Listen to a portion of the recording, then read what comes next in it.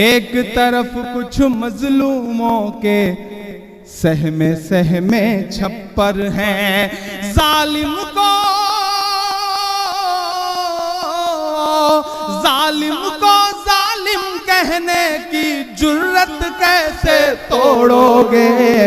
استقبال ہے ناظرین آپ سبھی کا آیا اور مشاعرہ میڈیا میں آپ کے ساتھ محمد ارشاد سنیں گے دوستو عمران پرتاپ گری کی ایک شاندار نظم۔ اس سے پہلے بتا دوں دنیا کا خوبصورت ترین وہ شخص ہے جسے مشکل میں آواز دینا آسان ہو۔ آئیے سنتے عمران پرتاپ گری کی نظم۔ تو آپ سے گزارش ہے ویڈیو کو لائک کیجیے اور چینل کو ضرور سبسکرائب کیجیے۔ ایک طرف مغرور حکومت کے ظالم بلڈوزر ہیں، ایک طرف مغرور حکومت کے ظالم بلڈوزر ہیں، ایک طرف کچھ مظلوموں کے سہمے سہمے چھپر ہیں، ایک طرف مغرور حکومت کے ظالم بلڈوزر ہیں، ایک طرف کچھ مظلوموں کے سہمے سہمے چھپر ہیں، ظالم کو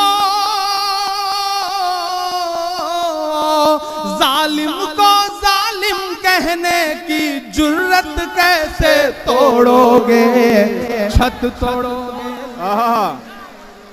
ارے واہ واہ واہ واہ واہ واہ، چھت توڑو گے لیکن میری ہمت کیسے توڑو گے، ظالم کو ظالم کہنے کی جرت کیسے توڑو گے، چھت توڑو گے لیکن میری ہمت کیسے توڑو گے، چھت توڑو گے لیکن میری ہمت کیسے توڑو گے۔ میں بہار انجمن کے پروگرام میں کھڑا ہوں، میری آنکھوں میں آج بھی بہار شریف میں جلائی گئی اس لائبریری کی دھوئیں کی جلن میری آنکھوں میں آج بھی موجود ہے۔ میں نے اسی دن ایک نظم کہی تھی کہ یہ سازش اور نفرت کی نئی آندھی چلانے سے بہار انجمن کہ زیر اہتمام اس مشاعرے میں آئے ہوئے ہندوستان کے الگ الگ شہروں کے جو ذمہ دار لوگ ہیں، میں ان کے نام یہ نظم کرتا ہوں کہ یہ سازش اور نفرت کی نئی آندھی چلانے سے، کسی مظلوم اور بے بس کی ہمت آزمانے سے، لگا کر آگ نفرت کی کتابوں کو جلانے سے، کسی مظلوم پر کسی پر قہر ڈھا کر پھر تمہارے مسکرانے سے، وراثت مٹ نہیں سکتی تمہارے یوں مٹانے سے، وراثت مٹ نہیں سکتی تمہارے یوں مٹانے سے، یہ دیواروں پہ نفرت کی نشانی چھوڑ آئے ہو، دلوں کو چیرنے والی کہانی چھوڑ آئے ہو، لگا کر دھرم کا نعرہ جلا دیتے ہو بستی کو، کئی روتی ہوئی آنکھوں میں پانی چھوڑ آئے ہو، کتابوں کو جلا دو گے مگر جو راکھ بکھرے گی، کتابوں کو جلا دو گے مگر جو راکھ بکھرے گی، اسی کو گھول کر ہم پھر نئی سیاہی بنائیں گے۔ کتابوں کو جلا دو گے مگر جو راکھ بکھرے گی، اسی کو گھول کر ہم پھر نئی سیاہی بنائیں گے، اسی مکتب میں گونجیں گے ترانے پھر سے چاہت کے، قلم کاغذ لیے ہاتھوں میں بچے مسکرائیں گے، محبت کی عبارت کو بھلا کیسے مٹاؤ گے، ہماری اس وراثت کو بھلا کیسے مٹاؤ گے، ہماری اس وراثت کو بھلا کیسے مٹاؤ گے، نئی نسلوں سے جس دن تم نظر اپنی ملاؤ گے، تب اپنے ظلم کے قصے سے خود ہی منہ چھپاؤ گے، نہیں ملنا کسی کو کچھ بھی اس آندھی کے رستے پر، تمہیں پھر لوٹنا ہوگا اسی گاندھی کے رستے پر، تمہیں پھر لوٹنا ہوگا اسی گاندھی کے رستے پر۔ اور آخر میں ایک نظم سنا کر کے آج کے اس مشاعرے کو اس کے انجام تک پہنچاتا ہوں۔ ان دنوں آپ کی دعاؤں نے ممبر آف پارلیمنٹ بنا دیا تو اب دلی میں رہنا ہوتا ہے، آپ کی دعاؤں نے ایک چھوٹا سا گھر وہاں دلا دیا تو صبح شام دلی اور اس کے آس پاس نکلتا ہوں تو تمام وہ جو پرانی عمارتیں ہیں ان سے ملاقاتیں ہوتی ہیں تو پھر باتیں ہوتی ہیں۔ جب میں لال قلعے کے آس پاس سے گزرتا ہوں، اب آئیے دوستو ندائے منبر و محراب کتاب سے سنتے ہیں کچھ بہترین باتیں۔ ایک دوسری حدیث میں ہے کہ جس شخص نے صرف اللہ کے لیے محبت کی اور اسی کے لیے نفرت کی، اس کا ایمان مکمل ہو گیا لیکن ان تمام فضائل کے باوجود اکثر لوگ پیسے کی خاطر، اقتدار کی خاطر، حسن و جمال کی خاطر محبت رکھتے ہیں۔ اسی لیے جبریل امین نے عبادت گزار غریبوں سے محبت کو اپنی پسند بتایا۔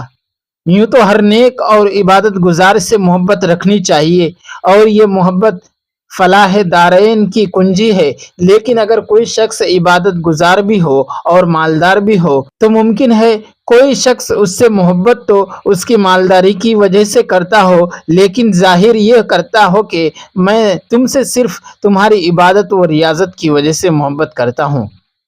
اس بنا پر سید الملائکہ نے عبادت گزار کے ساتھ غریب کی قید بھی لگائی تاکہ یہ معلوم ہو جائے کہ جب وہ انسان غریب بھی ہے تو اس کے ساتھ محبت اس کے مال و دولت کی وجہ سے نہیں بلکہ صرف اور صرف اس کی عبادت گزاری اور بندگی رب کی وجہ سے ہے۔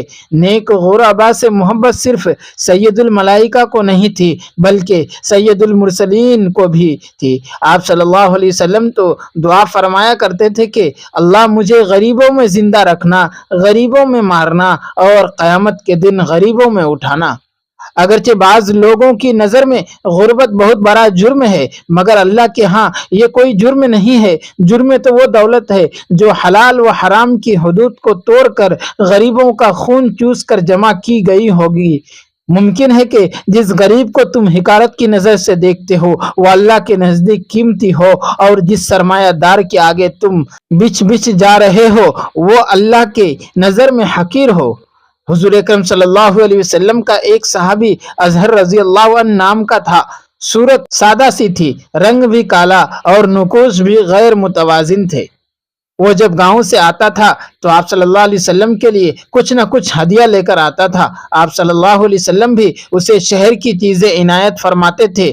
ایک دن وہ مدینہ کے بازار میں بیٹھا ہوا کوئی سبزی وغیرہ بیچ رہا تھا۔ آپ صلی اللہ علیہ وسلم پیچھے سے آئے اور خاموشی سے اس کی آنکھوں پر ہاتھ رکھ دیا۔ اس نے ریشم جیسے ہاتھوں کے لمس اور جسم اطہر کی خوشبو سے جان لیا کہ جانے دو عالم صلی اللہ علیہ وسلم ہیں۔ آپ صلی اللہ علیہ وسلم نے ازراہ مذاق کہا، بھائی اس غلام کو کون خریدے گا؟ اس نے جواب دیا کہ اگر آپ نے مجھے بیچا تو آپ خسارے میں رہیں گے، کیونکہ میرے تو بہت تھوڑے دام آپ صلی اللہ علیہ وسلم کو ملیں گے، میں تو بہت سستا اور کم قیمت ہوں۔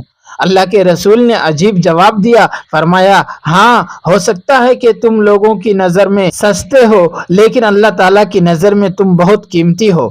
جبرائیل کی پسند کے پیش نظر کہا جا سکتا ہے کہ جو شخص نیک غریبوں سے محبت رکھتا ہے اس کے اندر ملکوتی صفت اور خصلت پائی جاتی ہے۔ جبرائیل علیہ السلام نے اپنی جو تیسری پسند بتائی وہ تھی تنگ دست عیال داروں کی امداد کرنا، اور یہ عمل بھی حقیقت میں پیغمبرانہ عمل ہے۔ رسول ہاشمی صلی اللہ علیہ وسلم کبھی کبھی تنگ دست شخص کو دیکھ کر پریشان ہو جاتے تھے، اور آپ صلی اللہ علیہ وسلم کے جانشینوں اور خلفاء کی بھی یہی حالت تھی۔ حضرات شیخین تو راتوں کو گلیوں میں چل پھر کر معلوم کرتے تھے کہ کسی کے اہل و عیال بھوکے تو نہیں۔ سیدنا عمر فاروق کے تو اس بارے میں 20 واقعات مشہور ہیں۔ اسلم جو حضرت عمر کا غلام تھا، اس کا بیان ہے کہ ایک دفعہ حضرت عمر رات کو گشت کے لیے نکلے۔ مدینہ سے 3 میل پر سرار ایک مقام ہے، وہاں پہنچے تو دیکھا کہ ایک عورت کچھ پکا رہی ہے اور 2-3 بچے رو رہے ہیں۔ پاس جا کر حقیقت حال دریافت کی۔ اس نے کہا کئی وقتوں سے بچوں کو کھانا نہیں ملا ہے، ان کو بہلانے کے لیے خالی ہانڈی میں پانی ڈال کر چرا دی ہے۔ حضرت عمر اسی وقت اٹھے، مدینہ میں آ کر بیت المال سے آٹا، گھی، گوشت اور کھجوریں لی اور اسلم سے کہا کہ میری پیٹھ پر رکھ دو۔